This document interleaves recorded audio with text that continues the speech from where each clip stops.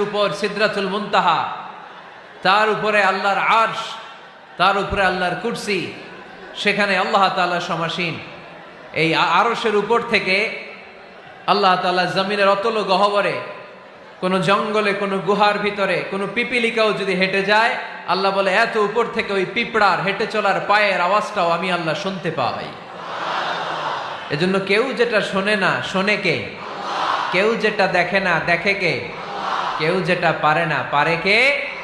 আওয়াজ করে বলেন, আল্লাহ কি আমাদের কাছে না দূরে?